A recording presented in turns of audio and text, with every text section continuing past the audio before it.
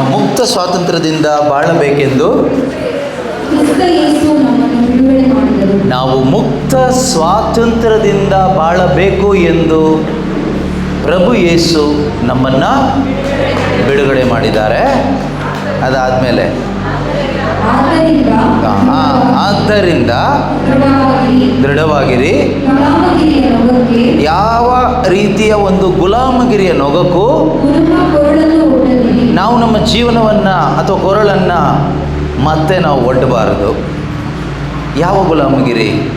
ಯಾವುದೇ ರೀತಿಯ ಒಂದು ಸಂಪ್ರದಾಯಗಳು, ಬಾಹ್ಯಾಚರಣೆಗಳು, ಇವುಗಳು ನಮ್ಮನ್ನು ಕಾಪಾಡುತ್ತೆ, ರಕ್ಷಿಸುತ್ತೆ ಅಂತ ಹೇಳಿಬಿಟ್ಟು ಮತ್ತೆ ನಾವು ಮೂಢನಂಬಿಕೆಗಳ ಹಿಂದೆ ಹೋಗಬಾರ್ದು. ಯೇಸು ನಮ್ಮನ್ನು ಬಿಡುಗಡೆ ಮಾಡಿದ್ದು ಸ್ವತಂತ್ರವಾಗಿ ಬದುಕಲಿಕ್ಕೆ, ಸ್ವತಂತ್ರವಾಗಿ ಅವರನ್ನು ಆರಾಧಿಸಲಿಕ್ಕೆ. ಆದ್ದರಿಂದ ನಮ್ಮ ವಿಶ್ವಾಸದ ವಿಷಯದಲ್ಲಿ ನಾವು ಜಾಗರೂಕತೆಯಿಂದ ಬದುಕಬೇಕು. 13ನೇ ವಾಕ್ಯ ನಾವು ಅವಾಗ ಓದಿದ್ವಿ, ಇನ್ನೊಂದು ಸರಿ ಕೇಳಿಸ್ಕೊಳ್ಳೋಣ. ಸಹೋದರರೇ, ನೀವು ಮುಕ್ತ ಸ್ವತಂತ್ರ ಜೀವನ ನಡೆಸಬೇಕೆಂದು ದೇವರು ನಿಮ್ಮನ್ನು ಕರೆದಿದ್ದಾರೆ. ಆದರೆ ಆ ಸ್ವಾತಂತ್ರ್ಯವನ್ನು ದೈಹಿಕ ಬಯಕೆಗಳಿಗೆ ಸಾಧನವಾಗಿ ಮಾಡಿಕೊಳ್ಳಬೇಡಿ. ನೋಡಿ, ಒಂದು ದೇವರು ನಮ್ಮನ್ನು ಸ್ವತಂತ್ರ ಮಾಡಿದ್ದಾರೆ. ಯಾತಕ್ಕಾಗಿ ಸ್ವತಂತ್ರ ಮಾಡಿದ್ದಾರೆ ಅಂದರೆ ಅವರಿಗೆ ನಮ್ಮ ಮೇಲಿರೋ ಪ್ರೀತಿಯಿಂದ ಅವರು ನಮಗೆ ಸ್ವಾತಂತ್ರ್ಯ ಕೊಟ್ಟಿದ್ದಾರೆ. ಆದರೆ ನಾವು, ದೇವರು ನಮಗೆ ಫ್ರೀಡಮ್ ಕೊಟ್ಬಿಟ್ಟಿದ್ದಾರೆ. ದೇವರು ನಮ್ಮ ಪಾಪಗಳನ್ನೆಲ್ಲ ಕ್ಷಮಿಸಿಬಿಟ್ಟಿದ್ದಾರೆ.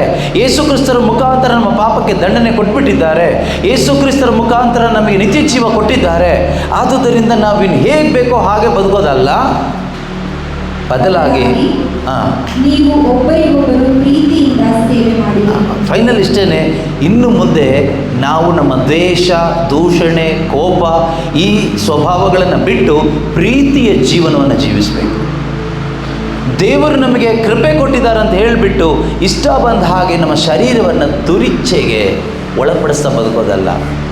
ನಾವೀಗ ದೇವರ ಮಕ್ಕಳಾಗಿದ್ದೀವಿ, ಆದ್ದರಿಂದ ಏನು ಬೇಕಾದರೂ ತಪ್ಪು ಮಾಡಬಹುದು. ಒಂದು ತಪ್ಪು ಮಾಡಿದರೂ ಕೂಡ ದೇವರು ಅದನ್ನು ದೊಡ್ಡದಾಗಿ ಪರಿಗಣಿಸೋದಿಲ್ಲ ಅಂತ ತಿಳ್ಕೊಂಡು ನಾವು ತಪ್ಪನ್ನು ಮಾಡ್ತಾ ಬದುಕೋದು ಅಜ್ಞಾನವಾಗ್ತದೆ. ದೇವರನ್ನ ಮಿಸ್ಯೂಸ್ ಮಾಡ್ದಂಗೆ ಆಗ್ತದೆ. ದೇವರ ಕೃಪೆಗೆ ವಿರುದ್ಧವಾಗಿ ನಾವು ಬದುಕದಂಗೆ ಆಗ್ತದೆ.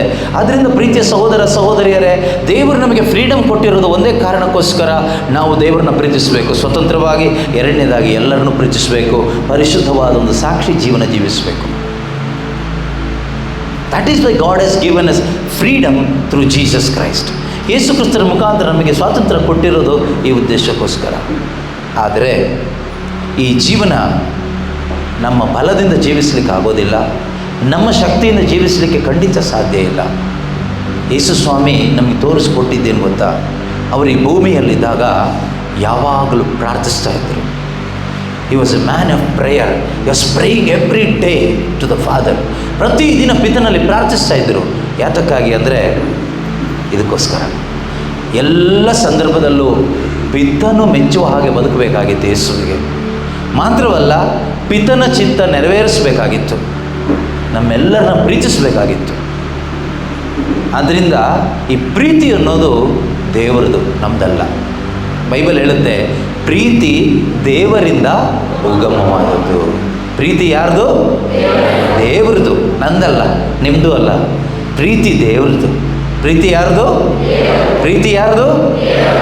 ಈ ದೇವರ ಪ್ರೀತಿ ನಮ್ಮ ಮುಖಾಂತರ ರಿಲೀಸ್ ಆಗಬೇಕು, ನಮ್ಮೊಬ್ಬೊಬ್ಬರ ಮುಖಾಂತರ ರಿಲೀಸ್ ಆಗಬೇಕು. ಆವಾಗ ಏನಾಗುತ್ತೆ? ನಮ್ಮಲ್ಲಿ ಐಕ್ಯತೆ ಬರುತ್ತೆ. ಕುಟುಂಬದಲ್ಲಿ ಗಂಡ ಹೆಂಡತಿ ಪರಸ್ಪರ ಐಕ್ಯತೆ ಯಾಕೆ ಇಲ್ಲ ಅಂದರೆ, God's love is not being released through them. That is why there is no unity. ಪ್ರೀತಿ ನಮ್ಮನ್ನು ಸಮಾಧಾನದಲ್ಲಿ ಬಂಧಿಸ್ತದೆ ಅಂತ ದೇವರ ವಾಕ್ಯ ಹೇಳ್ತದೆ. It will unite us in peace. The love of God will unite us in peace. ಒಂದು ಸಭೆಯಲ್ಲಿ, ಸಮೂಹದಲ್ಲಿ, ಪ್ರೇಯರ್ ಗ್ರೂಪಲ್ಲಿ, ಎಲ್ಲೇ ಆಗಲಿ, ಯಾಕೆ ಯೂನಿಟಿ ಇಲ್ಲ? ಯಾಕೆ ಅಸಮಾಧಾನ? ಯಾಕೆ ಅಂದರೆ there is no release of God's love. ದೇವರ ಪ್ರೀತಿಯ ಒಂದು ರಿಲೀಸ್ ಆಗ್ತಾ ಇಲ್ಲ. ಆಯಿತಾ? ಆದ್ದರಿಂದ ಪ್ರೀತಿಯ ಸಹೋದರ ಸಹೋದರಿಯರೇ, ಈ ದೇವರ ಪ್ರೀತಿ ದೇವರಿಂದ ಉಗಮವಾದದ್ದು. ಇದು ನನ್ನ ಮುಖಾಂತರ ರಿಲೀಸ್ ಆಗಬೇಕು, ನಿನ್ನ ಮುಖಾಂತರ ರಿಲೀಸ್ ಆಗಬೇಕು. ನಾವು ಒಬ್ಬೊಬ್ಬರು ಆಸೆ ಪಡೋಣ. ಆಯಿತಾ? ಇದು ನಮ್ಮ ಬಲದಿಂದ ಆಗೋದಿಲ್ಲ. ನಾವು ಪ್ರಾರ್ಥಿಸುವಾಗ ಏನಾಗುತ್ತೆ ಅಂದರೆ, ಪರಿಶುದ್ಧಾತ್ಮರು ನಮ್ಮಲ್ಲಿ ಚಲಿಸ್ತಾರೆ. When we pray, Holy Spirit will act. Holy Spirit will move through us. When Holy Spirit acts in you, the love of God will release through you. ಪರಿಶುದ್ಧಾತ್ಮರು ನಿನ್ನಲ್ಲಿ ಕ್ರಿಯೆ ಮಾಡುವಾಗ ದೇವರ ಪ್ರೀತಿ ರಿಲೀಸ್ ಆಗುತ್ತೆ. ಅದಕ್ಕಾಗಿ ನಾವು ಮಾಡಬೇಕಾಗಿರೋದೇನು ಗೊತ್ತಾ? ಪ್ರಾರ್ಥಿಸಬೇಕು.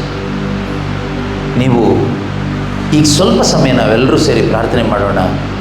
ಅದಾದಮೇಲೆ ಮನೆಗೆ ಹೋದ್ಮೇಲೆ ನಿರಂತರ ಪ್ರಾರ್ಥನಾ ಜೀವನವನ್ನು ನಾವು ಜೀವಿಸುವಾಗ ಏನಾಗುತ್ತೆ ಗೊತ್ತಾ? ನಾವು ಈ ಪ್ರೀತಿಯಲ್ಲಿ ಬಲಗೊಳ್ತೀವಿ. ದೇವರು ನಮಗೆ ಕೊಟ್ಟ ಸ್ವಾತಂತ್ರ್ಯವನ್ನು ಮಿಸ್ಯೂಸ್ ಮಾಡಲ್ಲ. ದೇವರು ನಮಗೆ ಕೊಟ್ಟ ಈ ಕೃಪೆಯ ಜೀವನವನ್ನು ನಾವು ಹಾಳು ಮಾಡ್ಕೊಳ್ಳೋದಿಲ್ಲ. ದೇವರ ಹೆಸರಿಗೆ ಅವಮಾನವಾಗುವ ಜೀವನವನ್ನು ನಾವು ಜೀವಿಸೋದಿಲ್ಲ. ಮತ್ತೆ ಹೇಳ್ತೀನಿ, ನಮ್ಮ ಪ್ರಯತ್ನದಿಂದ ನಮ್ಮ ಬಲದಿಂದ ಖಂಡಿತ ಸಾಧಿಸಲಿಕ್ಕೆ ಆಗೋದಿಲ್ಲ. We must depend always on God's power, Holy Spirit. ನಾವು ಯಾವಾಗಲೂ ಪವಿತ್ರಾತ್ಮ ಶಕ್ತಿಯಲ್ಲಿ ಆಶ್ರಯಿಸಿ ಬದುಕಿದರೆ ಮಾತ್ರನೇ ಈ ಸಾಕ್ಷಿ ಜೀವನ ಸಾಧ್ಯ. ಅದಿಲ್ಲದೆ ಇದ್ದರೆ ಖಂಡಿತ ಸಾಧ್ಯ ಇಲ್ಲ. ನನಗೆಲ್ಲ ಗೊತ್ತು, I know everything, I know many scripture, ತುಂಬ ದೇವರ ವಾಕ್ಯ ಗೊತ್ತು, I am in prayer group for many years, ಅನೇಕ ವರ್ಷದಿಂದ ಪ್ರಾರ್ಥನಾ ತಂಡದಲ್ಲಿದ್ದೀನಿ. ಇದೆಲ್ಲ ವರ್ಕೌಟ್ ಆಗಲ್ಲ. ಇದು ಯಾವುದೂ ವರ್ಕೌಟ್ ಆಗೋದಿಲ್ಲ. ಪವಿತ್ರಾತ್ಮನನ್ನು ಆಶ್ರಯಿಸಿ ಬದುಕ್ತಾ ಇದ್ದೀನ, ಅದು ಮಾತ್ರನೇ ವರ್ಕೌಟ್ ಆಗೋದು. ಆದ್ದರಿಂದ ಇಲ್ಲಿಂದ ಹೋಗೋದಕ್ಕಿಂತ ಮುಂಚಿತವಾಗಿ ನಾವೆಲ್ಲರೂ ಕೂಡ ಆ ಪವಿತ್ರಾತ್ಮನ ಶಕ್ತಿಯಿಂದ ತುಂಬಲ್ಪಟ್ಟವರಾಗಿ ಇಲ್ಲಿಂದ ಹೋಗೋಣ. ಯಾವಾಗ ನಾವು ನಿಜವಾಗಲೂ ತುಂಬಲ್ಪಟ್ಟವರಾಗಿ ಹೋಗ್ತೀವೋ ಖಂಡಿತವಾಗಲೂ ನಮ್ಮ ಮುಖಾಂತರ ಅದು ಫ್ಲೋ ಆಗುತ್ತೆ. ಯೇಸು ಸ್ವಾಮಿ ಏನು ಹೇಳ್ತಾರೆ? ನಾನು ಕೊಡುವ ನೀರು ಒಬ್ಬನಲ್ಲಿ ಉಕ್ಕಿ ಹರಿಯುವ ಬುಗ್ಗೆ ಆಗ್ತದಂತೆ. ಆ ನೀರು ಪರಿಶುದ್ಧಾತ್ಮನ ಒಂದು ಶಕ್ತಿ. ಪವಿತ್ರಾತ್ಮನ ಶಕ್ತಿ ನಿನ್ನಲ್ಲಿಗೆ ಬಂದಾಗ it will flow out from your heart to others. ನಿನ್ನಿಂದ ಇದು ಹೊರಗೆ ಇತರರಿಗೆ ಸಿಗುತ್ತೆ. ಅದಾಗಬೇಕು. ಅದಿಲ್ಲ ಇದ್ದರೆ ನಾವು ಬಂದಿದ್ದು ವ್ಯರ್ಥ, ಕುತ್ಕೊಂಡಿದ್ದು ವ್ಯರ್ಥ, ಊಟ ಮಾಡಿದ್ದು ವ್ಯರ್ಥ, ಎಲ್ಲದೂ ವ್ಯರ್ಥ ಆಗೋಗುತ್ತೆ. ಯಾವುದು ವ್ಯರ್ಥ ಆಗೋದು ಬೇಡ, ಯಾವುದು ವ್ಯರ್ಥ ಆಗೋದು ಬೇಡ. ಇನ್ನು ಮುಂದೆ ನಮ್ಮ ಜೀವನ ಒಂದು ಸಾಕ್ಷಿ ಜೀವನ ಆಗಬೇಕು. ದೇವರು ನಮಗೆ ಕೊಟ್ಟಂಥ ಸ್ವಾತಂತ್ರ್ಯ ದೈಹಿಕ ಇಚ್ಛೆಗಳು ಅಥವಾ ಆಸೆಗಳು ಅಥವಾ ಆಕಾಂಕ್ಷೆಗಳನ್ನ ಈಡೇರಿಸಿಕೊಳ್ಳುವ ಒಂದು ಸಾಧನ ಆಗಬಾರ್ದು. ಅದೇ ರೀತಿಯಲ್ಲಿ ಮತ್ತೆ ಯಾವ ಗುಲಾಮಗಿರಿಯ ನೊಗಕ್ಕೂ ನಾವು ಹೆಗಲು ಕೊಡೋರಾಗಬಾರ್ದು.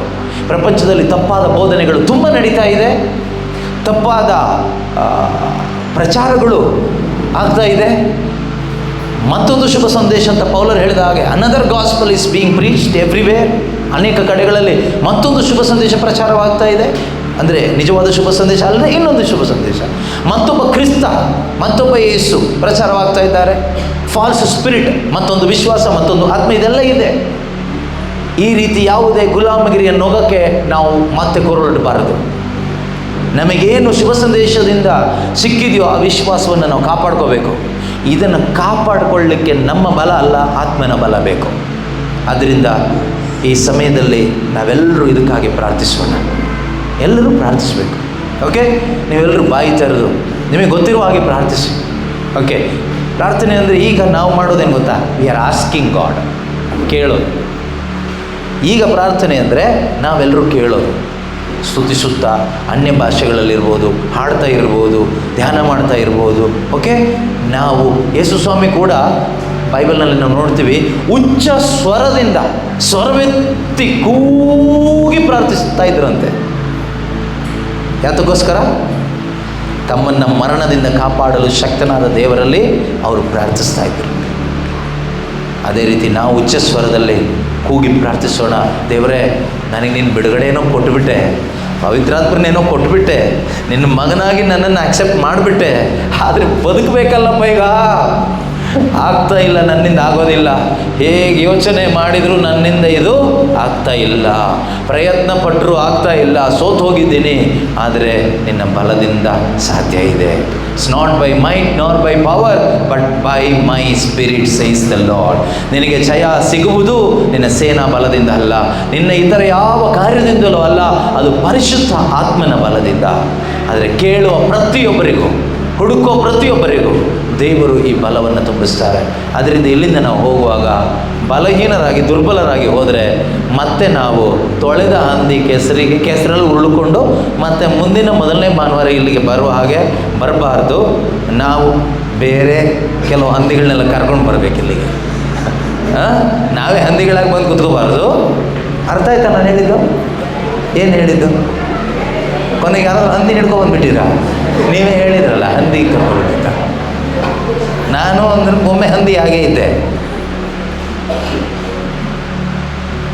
ಯಾರೋ ಹಿಡ್ಕೊಂಡು ಬಂದರು, ತೊಳೆದು ಕಳಿಸಿದ್ರು ಅಲ್ವಾ. ಸೊ ನಾವೇನು ಮಾಡಬೇಕು? ಮತ್ತೆ ನಾವೇ ಹೋಗಿ ಕೆಸರಲ್ಲಿ ಬೀಳೋದಲ್ಲ, ಕೆಸರಲ್ಲಿ ಇರುವ ಕೆಲವ್ರನ್ನಾದರೂ ಒಬ್ಬರನ್ನಾದರೂ ಕರ್ಕೊಬರಲಿಕ್ಕೆ ಪ್ರಯತ್ನ ಪಡಬೇಕು. ಈ ಪ್ರಯತ್ನ ನಿಮ್ಮ ಬಲದಿಂದ ಅಲ್ಲ, ನೀವು ಪಡೆದುಕೊಳ್ಳುವ ಆ ಪರಿಶುದ್ಧಾತ್ಮನ ಶಕ್ತಿಯಿಂದ. By the power of the Holy Spirit it is possible. ದೇವರಿಗೆ ಅಸಾಧ್ಯ ಯಾವುದಾದ್ರೂ ಇದೆಯಾ? ನಮಗೆ ಅಸಾಧ್ಯ ಯಾವುದಾದ್ರೂ ಇದೆಯಾ? ಇಲ್ವಾ? ಇದೆ. ನಮಗೆ ಯಾರನ್ನು ಕರ್ಕೊಂಡು ಬರೋಕ್ಕಾಗಲ್ಲ. ಆದರೆ ಪರಿಶುದ್ಧಾತ್ಮನ ಶಕ್ತಿಯಿಂದ ಪ್ರಾರ್ಥಿಸುವಾಗ, ಕರೆಯುವಾಗ ದೇವರು ಕಳಿಸ್ಕೊಡ್ತಾರಾ? ಕಳಿಸ್ಕೊಡ್ತಾರೆ. ಆಗುತ್ತೆ, ನಿಮ್ಮಿಂದ ಆಗುತ್ತೆ. You can do by the power of the Holy Spirit. Paul ಹೇಳ್ತಾರಲ್ಲ, I can do all things by the power of the Holy Spirit. You can do all things by the power of the Holy Spirit. With your power, your intellect, nothing is possible. ಏನೂ ಆಗೋದಿಲ್ಲ. ಆದರೆ ಪರಿಶುದ್ಧಾತ್ಮನ ಶಕ್ತಿಯಿಂದ ಆಗುತ್ತೆ. ಆ ನಂಬಿಕೆ ಇರೋರು ಮಾತ್ರ ಎದ್ದು ನಿಂತ್ಕೊಳ್ಳಿ ನೋಡೋಣ. ಪವಿತ್ರಾತ್ಮನ ಬಲದಿಂದ ಎಲ್ಲ ಸಾಧ್ಯ. ಈ ಲೋಕದಲ್ಲಿ ನಾನು ನನ್ನ ದೇವರಿಗೆ ಸಾಕ್ಷಿಯಾಗಿ ಬದುಕಬೇಕು. ಗುಲಾಮಗಿರಿಯ ನೊಗಕ್ಕೆ ಇನ್ನು ನಾನು ಹೆಗಲೊಡ್ಡಬಾರ್ದು. ದೇವರು ನನಗೆ ಕೊಟ್ಟ ಸ್ವಾತಂತ್ರ್ಯವನ್ನು ನಾನು ದುರುಪಯೋಗಪಡಿಸಬಾರ್ದು. ದೇವರು ಕೊಟ್ಟ ಈ ಕೃಪೆಯ ಜೀವನ ನಾನು ಹಾಳು ಮಾಡ್ಕೋಬಾರ್ದು. ಒಂದು ಕೆಟ್ಟ ಸಾಕ್ಷಿ ಆಗಬಾರ್ದು. ನನ್ನ ಕ್ರೈಸ್ತ ಜೀವಿತದಲ್ಲಿ ಯೇಸುನ ಕಂಡ್ಕೊಂಡ ಮೇಲೆ ಒಂದು ಬ್ಲ್ಯಾಕ್ ಮಾರ್ಕ್ ಬರಬಾರ್ದು. ಆಸೆ ಪಡಿ ಆ ಥರ. ನಮ್ಮೆಲ್ಲರ ಜೀವನದಲ್ಲೂ ಅನೇಕ ಬ್ಲ್ಯಾಕ್ ಮಾರ್ಕ್ ಹಿಂದೆ ಇದ್ದಿರ್ಬೋದು. ಆದರೆ ಯೇಸುವಿನ ಕೃಪೆಗೆ ಪಾತ್ರರಾದ ಮೇಲೂ ಬ್ಲ್ಯಾಕ್ ಮಾರ್ಕ್ ಬಂದರೆ that is my fault, that is my foolishness. ನಾನು ಪ್ರಾರ್ಥಿಸಿಲ್ಲ, ನಾನು ಅವರ ಶಕ್ತಿಯನ್ನು ಆಶ್ರಯಿಸಿಲ್ಲ, ಅದಕ್ಕೆ ನನ್ನ ಮೇಲೆ ಮತ್ತೆ ಕಪ್ಪು ಚುಕ್ಕಿ ಬಿದ್ದಿದೆ. ಅದರಿಂದ ಪ್ರೀತಿಯ ಸಹೋದರ ಸಹೋದರಿಯರೇ, ಯೇಸುವನ್ನು ಅರಿತ ಮೇಲೆ, ಶುಭ ಸಂದೇಶವನ್ನು ಆಲಿಸಿ ವಿಶ್ವಾಸ ಜೀವನಕ್ಕೆ ಬಂದ ಮೇಲೆ, ಈ ಕೃಪೆಯ ಜೀವನಕ್ಕೆ ಕಾಲಿಟ್ಟ ಮೇಲೆ ಮತ್ತೊಂದು ಕಪ್ಪು ಚುಕ್ಕಿ ಬರಬಾರ್ದು. ಹಾಗೆ ಬಾರದೆ ಬದುಕಬೇಕಾದ್ರೆ ನಮ್ಮ ಕೆಪಾಸಿಟಿಯಿಂದ ಆಗಲ್ಲ. ನಾವು ಆಶ್ರಯಿಸಲೇಬೇಕು ಒಬ್ಬರನ್ನ. ನನಗೆ ಬಹಳಷ್ಟು ವಾಕ್ಯ ಗೊತ್ತಿದೆ ಅಂತ ಹೇಳಿಬಿಟ್ಟು ಆಗೋದಿಲ್ಲ, ಸಾಧ್ಯವೇ ಇಲ್ಲ. ನಾನು ಬಹಳಷ್ಟು ಅಭಿಷೇಕ ಹೊಂದಿದ ವ್ಯಕ್ತಿ, ಸಾಧ್ಯ ಇಲ್ಲ, ಯಾವುದು ಸಾಧ್ಯ ಇಲ್ಲ. ನಿರಂತರ ಆತನನ್ನು ಆಶ್ರಯಿಸುವವರು ಧನ್ಯರು. ಅವ್ರನ್ನ ಡಿಪೆಂಡ್ ಆಗಿ ಬದುಕಬೇಕು. ಇಲ್ಲಿಂದ ಹೋಗುವಾಗ ಅವ್ರನ್ನ ನಾವು ಡಿಪೆಂಡ್ ಆಗಿ ಆ ಶಕ್ತಿಯಿಂದ ತುಂಬಲ್ಪಟ್ಟು ಆ ಸಂತೋಷ ಅನುಭವಿಸ್ತಾ ಇಲ್ಲಿಂದ ಹೋಗೋಣ. ಖಂಡಿತವಾಗಿಯೂ ದಾಹದಿಂದ ಹುಡುಕುವವರಿಗೆ ದೇವರು ಆ ಜೀವಚಲವನ್ನು, ಆ ಪರಿಶುದ್ಧಾತ್ಮನ ಶಕ್ತಿಯನ್ನು ನೀಡಿ ಕಳಿಸ್ತಾರೆ. ಎರಡು ಕರಗಳನ್ನು ಸಾಧ್ಯವಾಗುವವರು ಮೇಲಕ್ಕೆತ್ತಿ ಈ ಸಮಯದಲ್ಲಿ ಪ್ರಾರ್ಥನೆ ಮಾಡಿ ಎಲ್ಲರೂ.